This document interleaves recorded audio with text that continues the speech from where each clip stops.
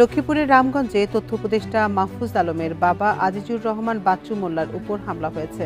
Police জানায় তাকে মারধরের চেষ্টা করেন ছাত্রদল সভাপতি রাকিবুল ইসলাম রাকিব ও তার অনুসারীরা। এতে তিনি আহত হলে রামগঞ্জ উপজেলা স্বাস্থ্য কমপ্লেক্সে প্রাথমিক চিকিৎসা দেওয়া হয়। আস্থা যদি নষ্ট করার জন্য কেউ কোনো কাজ করে, এমন কোনো কাজ করে যেটাতে আস্থা নষ্ট হবে, তাহলে ভাই তাকে তো আমার পক্ষে টানা সম্ভব না, টানবো না আমি তাকে শেল্টার আমি দেব না। তথ্য উপদেষ্টা মাহফুজ আলমের বাবা আজিজুর রহমান বাচ্চু মোল্লার উপর হামলার ঘটনা ঘটেছে। পরে স্থানীয় লোকজন বাচ্চু মোল্লাকে উদ্ধার করে স্থানীয় স্বাস্থ্য কমপ্লেক্সে প্রাথমিক চিকিৎসা শেষে বাড়িতে নিয়ে যান। এ ঘটনায় বিএনপির সহযোগী সংগঠনের নেতাকর্মীদের দায়ী করেন জাতীয় নাগরিক পার্টির কেন্দ্রীয় কমিটির যুগ্ম আহ্বায়ক ও উপদেষ্টা মাহফুজ আলমের বড় ভাই মাহবুব আলম। আজিজুর রহমান বাচ্চু মোল্লা উনি গিয়েছিলেন থামানোর জন্য, এবং থামাতে তো পারেনি, উল্টো বিএনপির লোকরা তার উপরে অ্যাটাক করেছে যে কেন সে থামাতে গেল।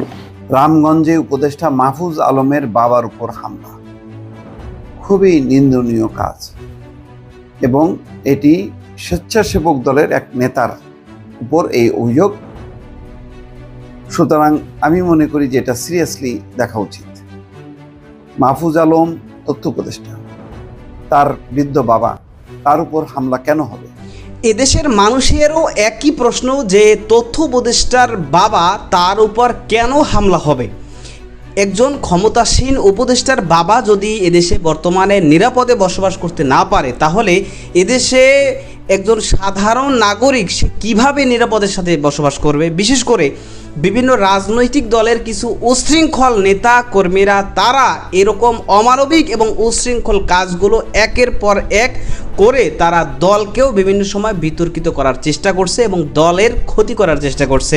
যদিও এ বিষয় নিয়ে দলের হাইকমান্ডের পক্ষ থেকেও পদক্ষেপ নেওয়া হচ্ছে এবং ইতিমধ্যেই তথ্য উপদেষ্টা মাহফুজ আলমের বাবার উপর হামলাকারী বিএনপি নেতার বিরুদ্ধে কঠোর পদক্ষেপ নিয়েছেন দলের হাইকমান্ড এবং দলের চেয়ারম্যান তারেক রহমান সাহেব, এবং তার বিরুদ্ধে কঠোর বার্তা দিয়েছেন। দর্শক, এ বিষয়ের কিছু অংশ ভিডিওর শুরুতে শিরোনামে আপনারা দেখেছেন, বিস্তারিত দেখবেন পুরো ভিডিও জুড়ে। এই বিষয়গুলো দেখার পূর্বে আপনাদের একটা অনুরোধ করব, যারা আমাদের চ্যানেলে নতুন আসছেন চ্যানেলটি সাবস্ক্রাইব করে অল ক্লিক করে বেল আইকনটি চালু করে দিবেন এবং পরিপূর্ণ ভিডিও শেষ পর্যন্ত দেখেই আপনার মতামত জানিয়ে যাবেন। দর্শক, চলুন আমরা দেখব যে তথ্য উপদেষ্টা মাহফুজ আলমের বাবার উপর যে হামলার ঘটনায় সেই উচ্ছৃঙ্খল বিএনপির নেতার বিরুদ্ধে কঠোর পদক্ষেপ নিয়েছেন তারেক রহমান এবং কঠোর বার্তা দিয়েছেন, সেটা আমরা দেখব। তার পূর্বে আমরা একটু দেখে আসি যে সেদিন কি হয়েছিল, এবং এই বিষয় নিয়ে অত্যন্ত গুরুত্বপূর্ণ কিছু তথ্য দিয়েছেন সাংবাদিক, জনপ্রিয় সাংবাদিক মাসুদ কামাল সাহেব। সেটা আমরা দেখে এর পুরো বিষয়টা দেখব। ধৈর্য ধরে একটা লাইক দিয়ে ভিডিওটি দেখতে থাকুন শেষ পর্যন্ত। ছাত্রলীগের একজন নেতা তার বাড়িতে বিএনপির কয়েক গ্রুপের লোক হামলা চালিয়েছে, কয়েকটা গ্রুপের লোক। সেখানে ওখানকার স্থানীয় বিএনপির একজন নেতা আজিজুর রহমান বাচ্চু মোল্লা উনি গিয়েছিলেন থামানোর জন্য, এবং থামাতে তো পারেনি, উল্টো বিএনপির লোকরা তার উপরে অ্যাটাক করেছে যে কেন সে থামাতে গেল। এখন এই বাচ্চু মোল্লা লোকটাকে, এই আজিজুর রহমান বাচ্চু মোল্লা হলো আমাদের এই সরকারের একজন গুরুত্বপূর্ণ এবং প্রভাবশালী উপদেষ্টা মাহফুজ আলমের বাবা। উনি একজন উপদেষ্টার পিতা। এরকম একজন ব্যক্তিকেও কিন্তু বিএনপির যে যায় নাকি ছাত্রলীগের একজন নেতাকে ধরতে গেল, মারতে গেল, বাধা দেওয়ার কারণে তার উপরে অ্যাটাক করলো। এখন আমার প্রশ্ন হলো, ছাত্রলীগের একজন নেতা সে তার বাড়িতে আসছে শুনে নিয়ে, তাকে বিএনপি ছাত্রদলের লোক মারতে যেতে হবে কেন? এটা খুব ন্যায়নীতিপূর্ণ কাজ। বিএনপিকে এই কথা বলে যে যেখানে তোমরা কোনো ছাত্রলীগের পরিবার পাবা অথবা ছাত্রলীগ আগে করতে, এখন তো ছাত্রলীগ নিষিদ্ধ সংগঠন, সেই নিষিদ্ধ সংগঠন নিষিদ্ধ হয়েছে, তো ওই লোকটাকে হাওয়া হয়ে যাবে, ওই লোকটাকে মাটির নিচে ঢুকে যাবে, ওই লোকটাকে তার বাড়িতে যাবে না, গেলে তার বাড়িতে যে অ্যাটাক করতে হবে, এটা কি কোনো আইনসম্মত কাজ? বিএনপিকে এই ধরনের কাজকে সমর্থন করে না। তাকে মারার জন্য কয়েকটা গ্রুপ বিএনপির লোক ওখানে গেল, যা ওটা কি ঠিক হয়েছে? হয়নি। বাচ্চু মোল্লা সাহেব যে তাদেরকে থামাতে গেলেন, অন্যায় করেছেন? অন্যায় করেননি, উনি একটা ভালো কাজ করেছেন। তো তাকে সবাই চেনে, লোকটা বিএনপি করে, এবং তার উপর সে মাহফুজ আলমের বাবা, সেই হিসেবে তো একটা গুরুত্ব পায়। তো সেই লোকটাকে আপনারা ছাড় দিলেন না, তাকে মারলেন, মেরে আহত করলেন, তাকে হাসপাতালে যেতে হলো। এটা কি বিএনপি রাজনীতি? আমার তো মনে হয় না। আমি ইদানিং তারেক রহমান সাহেবের যে সমস্ত কথাবার্তা শুনি তার সঙ্গে তো এই রাজনীতির কোনো মিল নেই। তাহলে কেন হলো? আমি একটা ঘটনা উল্লেখ করলাম এই কারণে যে এই ঘটনার পরিপ্রেক্ষিতে আরেকটা ঘটনা আছে, এটা একটু পরে বলি। তার আগে আমি বিএনপির আরও দু একটা কথা বলি। দেখুন, আমি এই সপ্তাহের মধ্যে বিএনপির আরও দু একটা ঘটনার মানে তাদের মধ্যে অন্তর্কলহ কোথায় যে দাঁড়িয়েছে যে বলি। যেমন ধরেন, ঈদের আগের রাতে মৌলভীবাজারের শ্রীমঙ্গলে একটা টমটম পার্কিংকে কেন্দ্র করে বিএনপির দুই গ্রুপের মধ্যে সংঘর্ষ হয়েছে এবং সেই সংঘর্ষের কারণে সেখানে যৌথ বাহিনী গিয়েছে, যে মানে গোলাগুলি হয়েছে, সারা রাত চলেছে গোলাগুলি। তারপরে যৌথ বাহিনী সেখানকার সাবেক মেয়র, বিএনপি নেতা মহসিন মিয়া মধুসহ 14 জনকে আটক করেছে। কার সঙ্গে মারামারি হয়েছিল? বিএনপির আরেকটা গ্রুপের সঙ্গে। কেন ভাই? ঘটনাটা কি? আইন আপনারা নিজের হাতে তুলে নিচ্ছেন কেন? এটা কি চাঁদাবাজিকে কেন্দ্র করে? ইয়েস, চাঁদাবাজিকে কেন্দ্র করে, প্রভাব বিস্তারকে কেন্দ্র করে। প্রভাব বিস্তার করতে হবে কেন? আপনারা কি ক্ষমতায় আছেন? আর ক্ষমতা থাকলেই বা প্রভাব বিস্তার করতে হবে কেন? তার মানে আপনার ক্ষমতায় এসে গেছেন এরকম ভাবছেন? আপনারা এ ধরনের কাজ যত বেশি ঘটাবেন, মনে রাখবেন ক্ষমতা আপনাদের থেকে ততটা দূরে সরে যেতে থাকবে। এই কথাটা মাথায় রাখবেন। এদেশের মানুষ সব পারে। এদেশের মানুষ আপনাদেরকে মাথায় তুলে নিয়ে আসতে পারে, আবার পায়ের নিচেও ফেলে দিতে পারে। দয়া করে এটা মাথায় রাখবেন। ক্ষমতা এখন আসেন নাই ভাই। আবার দেখুন, আরেকটা ঘটনা বলি, এটা এই সপ্তাহের ঘটনা। শিরোনামটা কি? প্রথম হলো শিরোনামটা আমি পড়ি। সংঘর্ষ ও খুনের পর মিরসরাই বিএনপির 3 কমিটির কার্যক্রম স্থগিত। এটা প্রথম আলো রিপোর্ট। এর ঘটনা কি হয়েছে? মিরসরাই উপজেলা, মিরসরাই পৌরসভা ও বরিয়াহাট পৌরসভা, এই 3টা জায়গায় বিএনপির পক্ষ থেকে একটা আহ্বায়ক কমিটি দেওয়া হয়েছিল। সেই কমিটি ঠিকঠাক মতো হয় নাই। পদবঞ্চিতরা এই অভিযোগ তুলে সেখানে মারামারি, হোরাহরি, রাস্তা বন্ধ, মানে একটা ভয়ঙ্কর পুরো এলাকায় একটা তাণ্ডব তৈরি করেছে। বিএনপি একটা পলিটিক্যাল পার্টি, তাদের মধ্যে কি হয়েছে না হয়েছে, কমিটি ঠিকঠাক মতো হয় নাই, এই জন্য সাধারণ মানুষ কেন ভোগান্তির শিকার হবে? আমি বিএনপির কেন্দ্রীয় নেতৃত্বের কাছে এই প্রশ্ন করতে চাই, আপনারা জবাব দিন। আপনাদের ঘরের সমস্যা, সেই ঘরের সমস্যার জন্য পুরো এলাকার লোক কেন ক্ষতিগ্রস্ত হবে? জবাব দিতে পারবেন? কি দল করেন আপনারা যে দলের উপর কোনো নিয়ন্ত্রণ নাই? এই ধরনের বাহাদুরি করেন না। এই ধরনের আপনার কদ্দূর যাবেন? আপনি ভাবুন, এটা নিয়ে গত কয়েকদিন ধরে চলছে, রাস্তা বন্ধ করে দেওয়া হচ্ছে, মারামারি করা হচ্ছে, যানবাহন বন্ধ হয়ে যাচ্ছে। কেন? এই অধিকার আপনাদের কে দিয়েছে? ঘরের সমস্যা ঘরে মেটান। দেখুন, মানুষ আমাদের উপর আস্থা রাখতে চাইছে, আমাদের উপরে অর্থাৎ বাংলাদেশ জাতীয়তাবাদের উপরে। মানুষ অর্থাৎ দলমত নির্বিশেষে সাধারণ মানুষ যারা ভোটার এই দেশের, তারা বিএনপির উপরে আস্থা রাখতে চাইছে। এই আস্থা যদি নষ্ট করার জন্য কেউ কোনো কাজ করে, এমন কোনো কাজ করে যেটাতে আস্থা নষ্ট হবে, তাহলে ভাই তাকে তো আমাদের পক্ষে, আমার পক্ষে টানা সম্ভব না, টানবো না আমি তাকে শেল্টার আমি দেব না। এখানে দলকে স্বার্থপর হতেই হবে। কোনো ব্যক্তির কারণে, কোনো নেতার কারণে, কোনো কর্মীর কারণে যদি মানুষের আস্থা নষ্ট হয়, তাকে আমরা ওন করতে পারবো না। বিকজ আমরা বহু ঝড় ঝঞ্ঝার ভিতর দিয়ে আজ এখানে এসে দাঁড়িয়েছি, বহু অত্যাচার নির্যাতনের ভেতর দিয়ে এখানে এসে দাঁড়িয়েছি আজকে আমরা।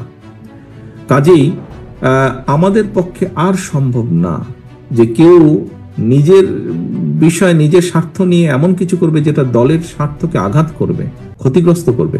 তাকে আমাদের পক্ষে টানা সম্ভব না। হ্যাঁ, অনেকে ইদানিং কিছু কিছু লোক বলার চেষ্টা করে যে দেখুন আপনারা নয় কি করছেন, আমাদের মধ্যে কেউ কেউ করেছে, কোনো কোনো সদস্য ভুল করেছে, বিভ্রান্ত হয়েছে, কিছু কিছু আপত্তিকর কাজ করেছে, আমরা আমাদের দলের সাথে তার সম্পর্কটা ছিন্ন করেছি। এতে কি হবে কেউ কেউ বলে, এতে কি হবে সেটা হচ্ছে পরের ব্যাপার। কিন্তু আমি আমার অবস্থান পরিষ্কার করেছি। হ্যাঁ, হয়তো সবগুলা ব্যাপার আমরা এরকম আরো কেউ কেউ করছে, আমরা হয়তো সবগুলা ব্যাপার অ্যাড্রেস করতে পারছি না। যতটুকু আমরা জানছি আমরা সাথে সাথে ব্যবস্থা গ্রহণ করছি, যখন যেটা জানবো ব্যবস্থা গ্রহণ করছি, আমাদের অবস্থান পরিষ্কার করছি। এখন ওই যে বললাম, কেউ যদি বলে হ্যাঁ আপনি বের করে দিলেন, কি হবে? বের করে দিয়ে অন্তত একটি বিষয় আমি বলতে চাই, সেই বিষয়টি হচ্ছে সমাজে যে খারাপ মানুষ নাই তা তো না, ভালো মন্দ সবকিছু মিলিয়ে মানুষ, কিন্তু যে খারাপ তার সাথে আমরা সম্পর্ক রাখতে চাই না, যে অন্যায় করে যে কিছু করে তার সাথে আমরা সম্পর্ক রাখতে চাই না। অন্তত এই ব্যাপারে আমরা মুখে বলবো একটা, কাজে করবো আর একটা, তা নয়। যা আমরা মুখে বলছি আমরা চেষ্টা করব আমাদের কাজের মধ্যেও তার রিফ্লেকশন বা প্রতিফলন থাকবে, সেজন্যই আমরা ব্যবস্থা গ্রহণ করছি। একটি রাজনৈতিক দল হিসাবে, একটি সংগঠন হিসাবে যেটি আমরা সর্বোচ্চ করতে পারি আমরা সেটিই করছি, সেটি করার চেষ্টাই আমরা করছি, সেটি ইনশাল্লাহ আমরা করব। এখন আমরা যদি কে সরকারে থাকতাম তাহলে আমরা যেটা করতে পারতাম, যারা এসব কাজ করছে দলের সাথে তাদের সম্পর্ক আমরা ছিন্ন করতাম তো অবশ্যই, একই সাথে দেশের আইন অনুযায়ী আমরা তাদের বিরুদ্ধে ব্যবস্থা গ্রহণ করতে পারতাম। কিন্তু সেই অবস্থানে এই মুহূর্তে আমরা নেই, সেই অবস্থানে এই মুহূর্তে আমরা নেই। কাজেই সেই অবস্থানে যদি ইনশাল্লাহ আমাদের যাওয়ার সুযোগ হয়, আজকে যেমন শুধু দলের সাথে সম্পর্ক ছিন্ন করছি, এর পরবর্তীতে সরকারি অবস্থানে থাকলে তখন যেহেতু আমাদের একটি সুবিধা থাকবে, অন্যায়কারী যেই হোক না কেন আমরা মুখে যেটা বলি আমরা সেটা বাস্তবায়নের চেষ্টা করব, এর কোনো নড়চড় হবে না। তারেক রহমান সাহেব তিনি অত্যন্ত যুক্তিসঙ্গত কথা বলেছেন।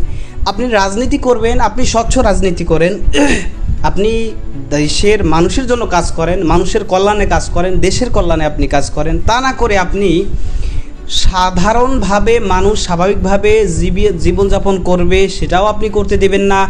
একজন নিরীহ মানুষ, একজন সাধারণ মানুষ, তাকে আপনি হুমকি ধমকি দিবেন, তাকে আপনি টর্চার করবেন, তার উপর নির্যাতন করবেন, আপনি উচ্ছৃঙ্খল কাজ করবেন এবং আপনি এই কাজের মাধ্যমে নিজে তো বিতর্কিত হবেন, নিজে তো সমালোচিত হবেনই এবং পাশাপাশি আপনি দলকেও সমালোচিত করবেন, দলকেও আপনি বিতর্কিত করবেন এবং দলের ক্ষতি করবেন। সুতরাং যেহেতু আপনি দলকে বিতর্কিত করছেন, দলের ক্ষতি করছেন, দলের উপকার নয়, দেশের ক্ষতি করছেন, জনগণের ক্ষতি করছেন, দেশের মানুষের ক্ষতি করছেন, সুতরাং সেই কারণে দলের পক্ষ থেকে আপনার বিরুদ্ধে ব্যবস্থা নেওয়া এটা দলের দায়িত্ব।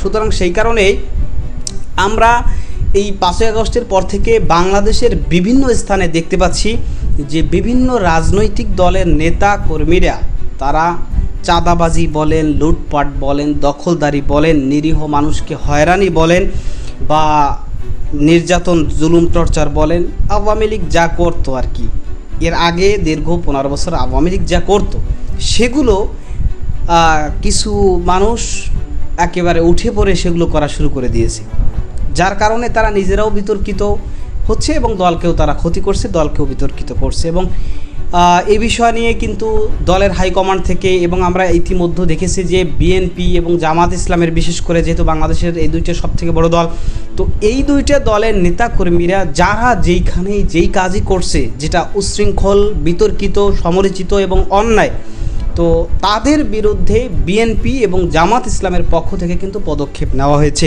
এবং বিএনপি এবং জামাত ইসলামের এই যে পদক্ষেপ, এইটা কিন্তু আসলেই একটা যুক্তিসঙ্গত এবং বাংলাদেশের মানুষের মানে হৃদয়ে যেটা চায় সেরকম একটা সিদ্ধান্ত। তো কারণ বাংলাদেশের মানুষ এটাই চায়, দেশের জনগণ যে এটাই চায় যে একজনে সে অন্যায় করবে, সে উচ্ছৃঙ্খল হবে, সে আরেকজনের উপর নিরীহ মানুষকে টর্চার করবে, নির্যাতন করবে, তার বিরুদ্ধে ব্যবস্থা নেওয়া হবে, বাস তাকে দেখে আরও 10 জন সোজা হয়ে যাবে। আস্তে আস্তে করে দেখা যাবে ব্যক্তি পর্যায় থেকে যখন সংশোধন শুরু হবে তখন ব্যক্তি থেকে পরিবার, পরিবার থেকে সমাজ, সমাজ থেকে রাষ্ট্র, পুরো দেশ আমাদের সঠিক পথে চলে আসবে। সুতরাং এই ধরনের অন্যায় কাজ যারা করতেছে তাদের বিরুদ্ধে যে দলের পক্ষ থেকে পদক্ষেপ নিচ্ছে এটা বাংলাদেশের জনগণের কাছে ব্যাপকভাবে প্রশংসিত হচ্ছে। কারণ আমরা এর আগে দেখেছি যে মানে যখন দলীয় লোক কোনো কাজ করতো তখন সেটার দিকে আর ভ্রুক্ষেপ করা হতো না, সেটাকে যেভাবে হোক পাশ কাটিয়ে যাওয়া হতো, তাদেরকে সুযোগ দেওয়া হতো, যেই কারণেই কিন্তু তারা এক একজন খুনি তৈরি হয়ে যেত, এক একজন ধর্ষক হয়ে যেত, এক একজন লুটতারাজ হয়ে যেত, এক একজন ডাকাতে পরিণত হয়ে যেত। সুতরাং বাংলার জনগণ, বাংলার মানুষ আর সেই দিন চায় না, আর এসব কিছু বাংলার জনগণ আর চায় না। বাংলার মানুষ স্বচ্ছ রাজনীতি চায়, সঠিকভাবে, ন্যায়সঙ্গতভাবে, অন্যায়ভাবে নয়, ন্যায়সঙ্গতভাবেই দেশ পরিচালনা হোক, এটাই বাংলার মানুষ চায়। বাংলার মানুষের ভোটাধিকার প্রত্যেকের কাছেই থাকুক, এটাই বাংলার জনগণ চায়। তো যাই হোক দর্শক, যে বিষয়গুলো দেখলেন সে সম্পর্কে আপনাদের মতামত কি সেটা কমেন্ট সেকশনে জানাবেন। ভালো থাকবেন, সুস্থ থাকবেন, দেখা হবে নতুন কোনো ভিডিওতে, কথা হবে নতুন কোনো বিষয়। আজকে পর্যন্তই, আসসালামু আলাইকুম রহমতুল্লাহ।